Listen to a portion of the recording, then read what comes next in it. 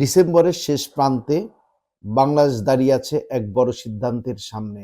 সামনে নির্বাচন, পেছনে অস্থিরতা, মাঝখানে একটি জাতির ভবিষ্যৎ। আজকের প্রেক্ষাপটে দেশের নানা জায়গায় অনাকাঙ্ক্ষিত ঘটনা, সংঘর্ষ ও নিরাপত্তা উদ্বেগ আরও প্রশ্ন তুলেছে। নির্বাচনী পরিবেশ কতটা নিরাপদ? এগুলো মানুষের মনে জমে ওঠা সংখ্যার প্রতিচ্ছবি।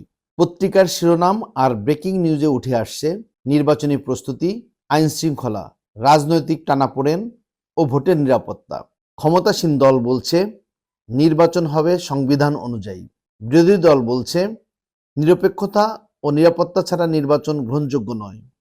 জাতীয় পার্টি ও নতুন রাজনৈতিক প্ল্যাটফর্মগুলো চাইছে অংশগ্রহণমূলক পরিবেশ।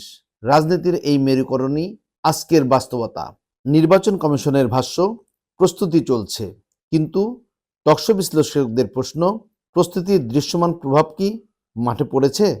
আজকের টকশোগুলোর মূল আলোচ্য ভোটের স্বচ্ছতা, প্রশাসনের নিরপেক্ষতা, বিরোধী দলের রাজনৈতিক স্পেস ও ভোটার নিরাপত্তা। বার্তা একটাই, আস্থা ফেরানোই এখন সময়ের সবচেয়ে বড় চ্যালেঞ্জ। মানুষের প্রত্যাশা স্পষ্ট, ভয়মুক্ত ভোট, কাজের নিশ্চয়তা আর স্থিতিশীল জীবন। তারা চায় শান্ত ভবিষ্যৎ, চায় আস্থা। বিশ্লেষকদের মতে সব দলের সমান রাজনৈতিক স্পেস, আইনের সমান প্রয়োগ ও দৃশ্যমান নিরাপত্তাই পারে অস্থিরতা থামাতে।